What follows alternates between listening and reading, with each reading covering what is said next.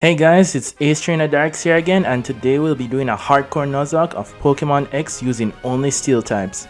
Before I get any further, I just want to say thank you guys for 250 subscribers. It really means a lot to me, and if you guys want to see more content, be sure to like, subscribe, and comment on what types you want to see down below. And with that out of the way, let's get into the rules. The standard rules of a Nuzlocke are that fainted Pokémon must be permanently boxed. Only the first Steel type encounter in any route can be caught, and all Pokémon must be given a nickname. Additional hardcore rules are that battle mode must be played on set, no items from the bag can be used in battle, and no overleveling past the gym leaders or Elite Force Ace. Another rule I'm adding is that there will be no Mega Evolution, since it's pretty busted honestly. For this video, the naming scheme will be that of the strongest metals found on Earth. These are all the Steel type Pokemon that are available in Pokémon X. We start our journey by being rudely waken up by a fletchling. We get downstairs and our mom tells us to go meet our neighbors outside. We meet our friends and they decide us to call me Big D. Nice. After which we get to choose our starter. Since none of them become Steel types, we choose Chespin, which would leave Serena with a Fennekin to make things more challenging. As we leave, Shana requests a battle, but it was a simple one too, easily defeating her. Then on Route 22, we get our first encounter of the run, a Riolu, which we catch and name Tungsten. She has a sassy nature, which is plus special defense and minus speed, not something you want on a Lucario. Speaking of, since Riolu isn't a Steel type, we have to make it evolve ASAP by maxing its friendship, which you can see here by me running around Santalon City. Ooh, nice view. After we max out our friendship, Tungsten evolves into a Lucario. We can then challenge Viola, the leader of the Santalon gym, who uses bug-type Pokemon and does photo shoots on the side. She starts the battle with Surtskit and we lead with Tungsten. We start off with Quick Attack and Surtskit uses Bubble. After a second Quick Attack brings it into the red, Viola uses a potion. After 3 more Quick Attack and a Water Sport from Surtskit, it goes down and Viola sends in her ace, Vivillon. Since Quick Attack is our only reliable damaging move, we go back and forth with Vivillon using Tackle until we get it in the yellow and it uses Infestation.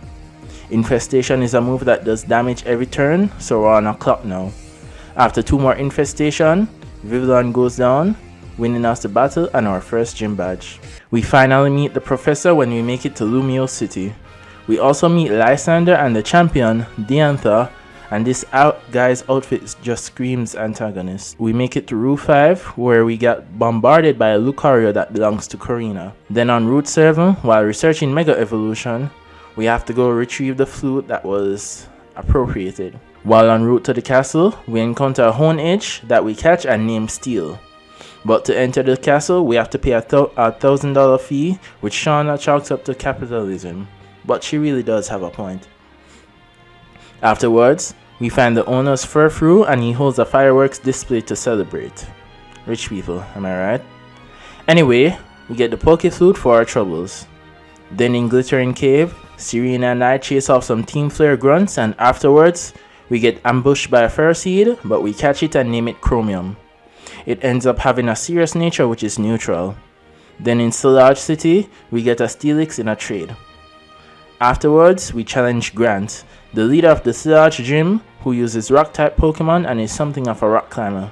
Also, what's with that hair? Anyway, he starts the battle with Amura and we lead with Chromium. We get paralyzed with a Thunder Wave and Metal Claw brings it below half, but we also get the attack boost. A Refrigerate boosted takedown leaves us with 18 HP, but Amamura suffers Iron Barbs and recoil damage as our Oranberry activates. However, we get fully paralyzed. Grant uses a Hyper Potion. We get fully paralyzed again and takedown leaves us with just 1 HP and suffers Iron Barb and recoil damage, and we manage to knock it out with another Metal Claw. Grant sends out Tyrant, but Chromium is too low on HP, so we switch into Tungsten and Tyrant hits us with a bite. But after 2 power punch, Tyrant goes down, winning us the match and our second gym badge. As we're leaving Geosenge Town, Corina approaches us to battle, but it was a quick breeze, after which she invites us to her gym. We're way ahead of you. We make it through Reflection Cave and finally make it to Chandelor City. where we have to battle Serena for the Mega Ring, which is kinda unfair to her since even though I won, I'll never use it. We then challenge Karina, leader of the Chandelor gym, who uses fighting type Pokemon and also has a thing for roller skating. She starts the battle with Mienfoo and we send out Steel, because its ghost typing makes it basically immune to all of our Pokemon. So we're able to fully set up 3 Swords Dance, and Mienfoo, Machoke, and Halucha all go down to a +6 super effective Aerial Ace, winning us an easy 3rd gym badge. Afterwards, we battle her for the title of Successor and beat her easily, but since we already have a Lucario, we decline her offer to take one of hers. Nothing really noteworthy happens in between, so our next challenge is at the Cormarine gym where we face the leader Ramos, who uses grass type Pokemon and also does backyard gardening. He starts the battle with Jumpluff and we lead with Steel. Jumpluff uses Leech Seed and we set up with Swords Dance. We get drained and Jumpluff hits us with an Acrobatics and a single Aerial Ace knocks out Jumpluff. Ramos sends out his ace, Go-Goat. Grass Knot does little damage as another Aerial Ace takes it out. His final Pokemon is Weeping Bell, which also goes down to a single Aerial Ace, winning us the battle. After which Steel evolves into a Doublade. We get the plant badge for winning the battle and we use the Dust Stone that we got from Super Training to evolve Steel into an Aegislash, or channel mascot. Then on Route 13, we beat this Team Flare Grunt who keeps going on and on about how stylish he is. Then we head to the power plant to clear out the rest of the grunts and admins and to stop the power plant takeover. We finally make it to Lumio City where we see Clement light up the Prism Tower. After passing some quizzes, we get to challenge Clement, the leader of the Lumio's gym, who uses electric type Pokemon and is an inventor whose gadget fails after one use. Anyway, he starts the battle with Emolga and we lead with Tungsten. We go for a power-up punch to get the attack boost as Emolga uses Volt Switch and Magneton is sent out. Bone Rush knocks out Magneton after 2 hits, then he sends out his ace, Heliolisk, and it too goes down to a Bone Rush after 3 hits. His last Pokemon is Emolga that lives on a sliver after a return. Emolga uses Volt Switch and Clement uses a Hyper Potion. After a quick attack and a return, Emolga goes down, winning us the battle and our 5th gym badge. Then on Route 14, we visit this haunted house and listen to this really awful ghost story, and the host has the audacity to ask us for a tip afterwards. None for you, good sir. After beating a trainer in the Lavier gym, Chromium evolves into Ferrothorn. Afterwards, we challenge Valerie, leader of the Lavier gym, who uses fairy type Pokemon and is also a fashion designer with eyes that can see into your soul. She starts a battle with Mawile and we lead with Tungsten. We start with a power-up punch to get the attack boost and Crunch does little damage to us as another power punch leaves it in the red, and now we're at +2 attack. Mawile sets up an Iron Defense and Valerie uses a Hyper Potion. After 3 hits, Bone Rush leaves Mawile in the yellow, but we outspeed and knock it out with another Bone Rush. Her second Pokemon is Mr. Mime as we switch into Chromium.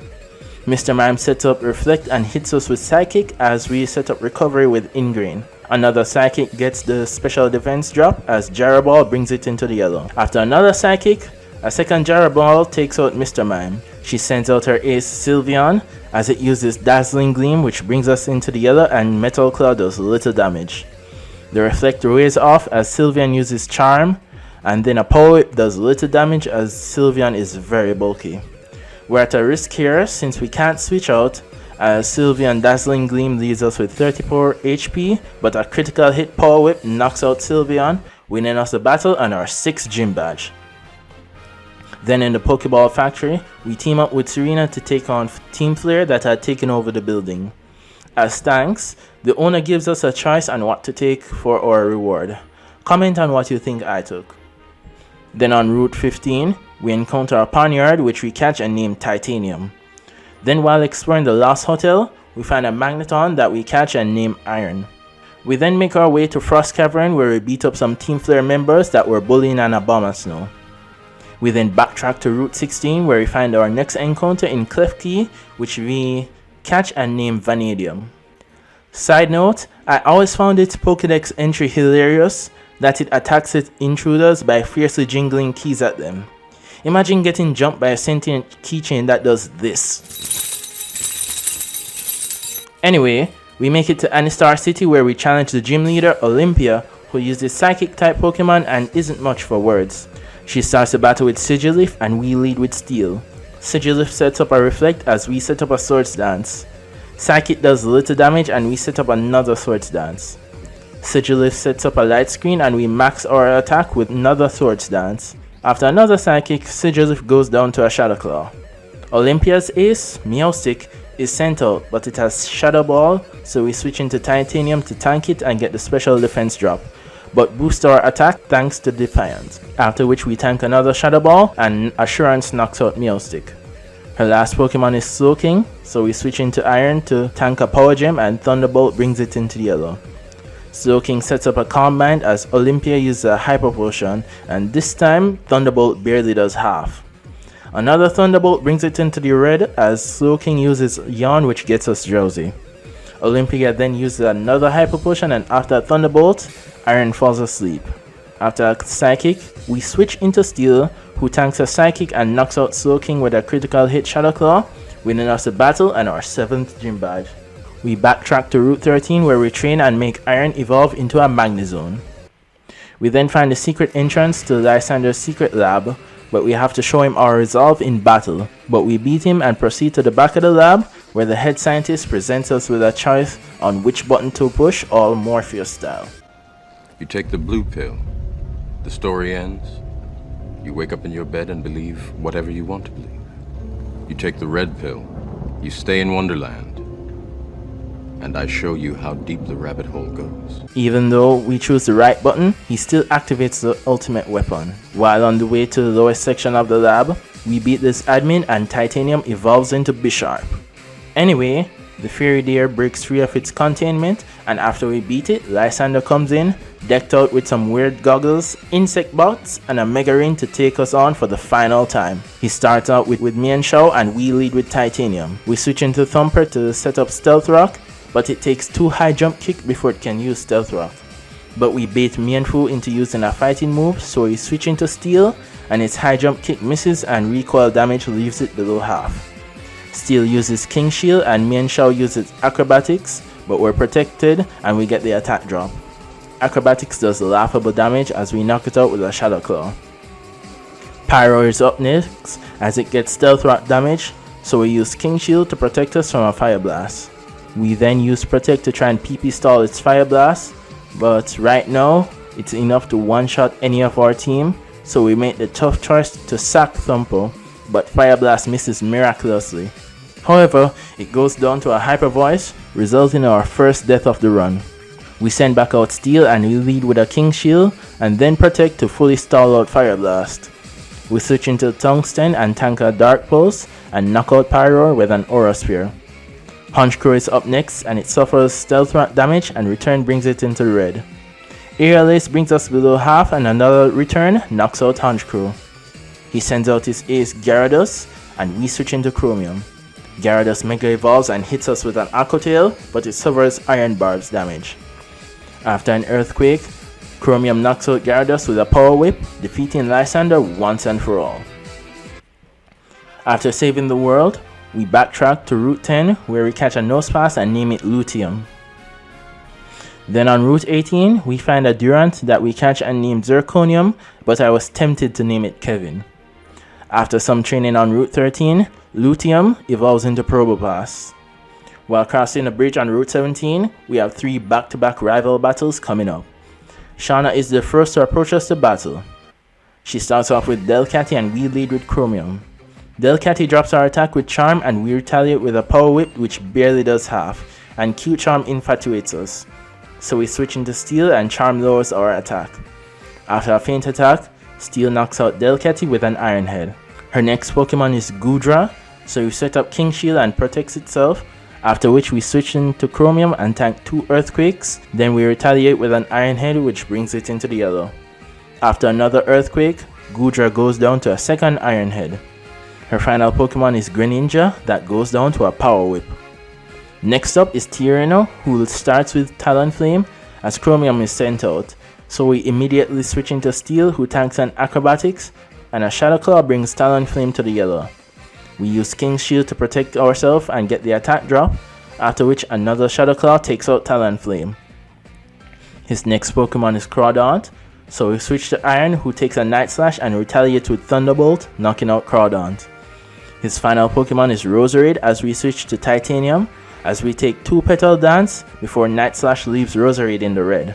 But we're low on health, so we switch into Chromium as it uses Petal Dance and goes down to Iron Barb's damage, defeating Tierno. Last up is Trevor, who starts the battle with Raichu as we lead with Chromium. We take a Thunderbolt and knock out Raichu with a Power Whip. His next Pokemon is Aerodactyl as it uses Supersonic, but we break through and Power Whip leaves it in the yellow. After a Sky Drop, Chromium hits itself in confusion, but another Sky Drop does little damage and Aerodactyl goes down to Iron Barb's damage. His final Pokemon is Florges. We tank a Moonblast as Ironhead knocks out Florges, defeating Trevor. After the battles, we get the HM Waterfall for beating them. We make it to Snowball City where we challenge a final gym leader, Wolfric, who uses Ice-type Pokemon and who looks like a proud modern-day Viking. He starts off with Abomasnow as we lead with Titanium. A single Ironhead knocks out Abomasnow as Cryogonal is sent out next. We get hit by a Confuse Ray and hit ourselves in confusion. Then Ice Beam brings us to the yellow and we hit ourselves in confusion again, so we make the switch into Iron. After 2 Ice Beam, Cryogonal is left in the yellow after a Flash Cannon, but a second Flash Cannon gets the job done. His ace Pokemon is Avalugg, which is physically bulky, but its special defense is Dirt, so it easily goes down to a Flash Cannon, winning us the battle and our final gym badge. So now, with all 8 badges, we're ready for the Pokemon League. Before we do, we head to Terminus Cave where we catch a Larian that we name Osmium. After hours of grinding on Victory Road, we run into Serena, who challenges us for the last time. She starts off with Meowstic as we lead with Steel. It hits us with a Shadow Ball and we retaliate with a Shadow Claw, knocking out Meowstic. Her next Pokemon is Delphox, so we set up King Shield to protect us from a Flamethrower. We switch into Lutium since it's not weak to fire types. Delphox gets off 2 Flamethrower as we recover some HP with the Maga Berry and use Toxic. We then use Protect in order to Toxic Stall Delphox. After a Flamethrower, Power Gem brings it in the yellow and Toxic leaves it in the red. We then use Protect to shield us from a Flamethrower and Toxic damage knocks out Delphox. Her next Pokemon is Jolteon, so we switch into Steel. Double Kick doesn't affect us as we tank a Discharge as a Sacred Sword leaves it in the yellow. We use King Shield to protect us from Discharge and we take another Discharge before we knock out Jolteon with a Shadow Claw. She sends out Absol next and we use King Shield to protect us and get the attack drop.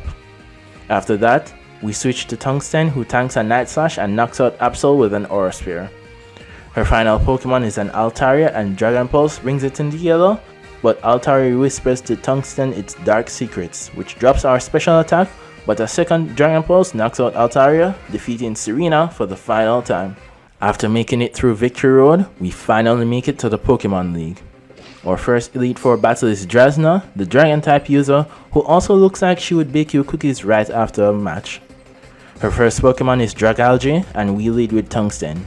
Since Dragalge is especially bulky, Dragon Pulse leaves it with about half HP. Surf does about quarter damage and we take it out with a second Dragon Pulse. Her second Pokemon is Noivern, and Flamethrower leaves us with 2 HP and Dragon Pulse knocks it out. Druddigon is sent out as we switch into Lutium. Revenge from Druddigon leaves us with half HP as we use Toxic, as another Revenge leaves us with just 1 HP. We protect ourselves from another Revenge and we switch into Steel, but Revenge doesn't affect us due to our Ghost typing. We set up King Shield to get the attack drop, after which an Ironhead knocks out Druddigon. Her final Pokemon is Altaria and we set up King Shield to protect us from a Dragon Pulse. After tanking another Dragon Pulse, Ironhead brings Altaria to half health. Steel uses King Shield and Altaria uses Sing to put us to sleep. We switch into Iron, and after taking a Dragon Pulse, Iron knocks out Altaria using Thunderbolt, winning us our first Elite Four battle.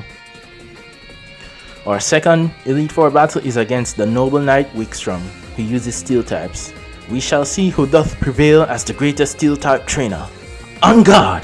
His first Pokemon is Klefki and we lead with Tungsten. Klefki sets up spikes due to its Prankster ability, and after 3 hits, Bone Rush leaves it below half. After using Torment, Klefki is left in the red after 2 hits from Bone Rush. Wikstrom uses a full restore and Aura Sphere brings it below half. I make the same mistake by using Bone Rush and Klefki lives on a sliver, and after 2 hits, we get hit with a Dazzling Gleam.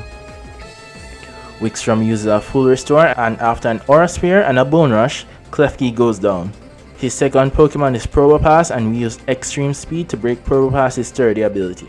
Earth Power leaves us with 38 HP, and Probopass goes down to 4 hits from Bone Rush. His next Pokemon is Aegislash, so we respond in kind with our own. We get hurt from spikes, and Aegislash uses Sacred Sword, but we're immune due to our Ghost typing. We set up King's Shield to protect us from Shadow Claw and get the attack drop. We go for Shadow Claw, but Wikstrom had the same idea, so our attack drops harshly as well.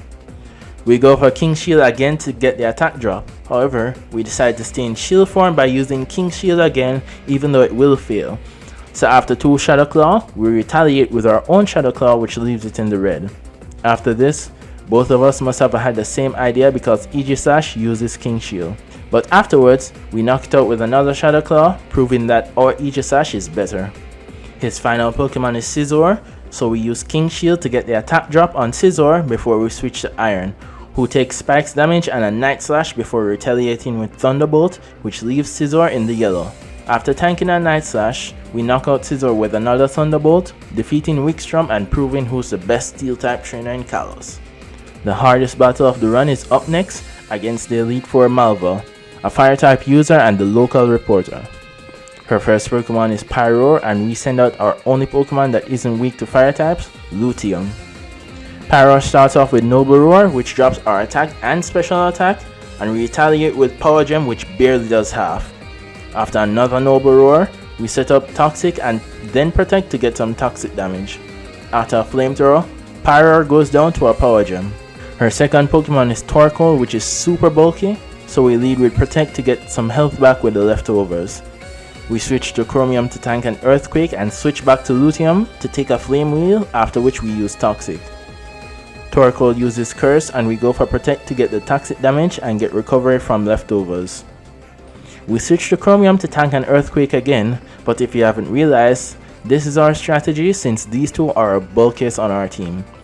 Afterwards, we switch to Lutium to tank a Flame Wheel, and Power Gem knocks out Torkoal.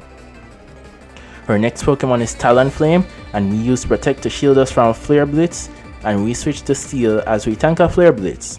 Afterwards, we use King Shield to protect us from another Flare Blitz and also get the attack drop. We then switch to Lutium, but Flare Blitz does little damage, and then we use Protect to get some leftovers recovery. After tanking another Flare Blitz, a ×4 super effective Power Gem knocks out Talonflame. Her final Pokemon is Chandelor, so we set up Protect to get some leftovers recovery, but Chandelor tells us its dark secrets to lower our special attack.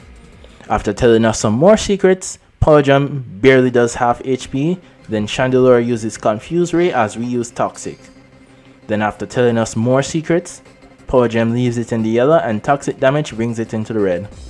Malva uses a full restore and we use another Toxic, then we use Protect to get some leftovers recovery.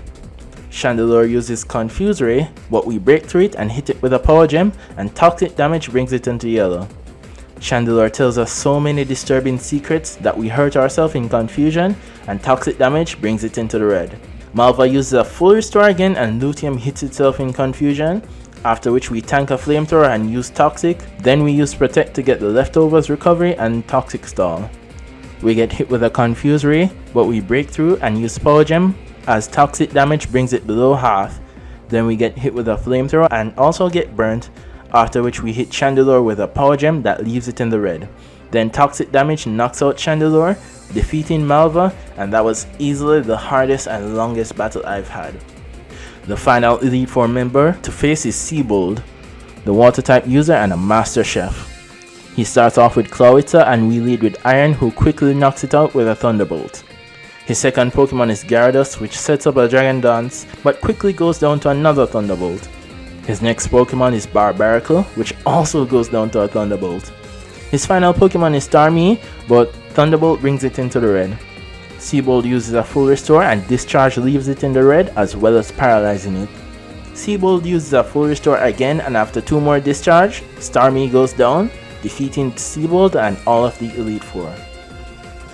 The final battle of the run is now upon us. Diantha, the champion of the Kalos region, movie star and fashion model. We start the battle, and she sends out Halucha and we lead with Iron.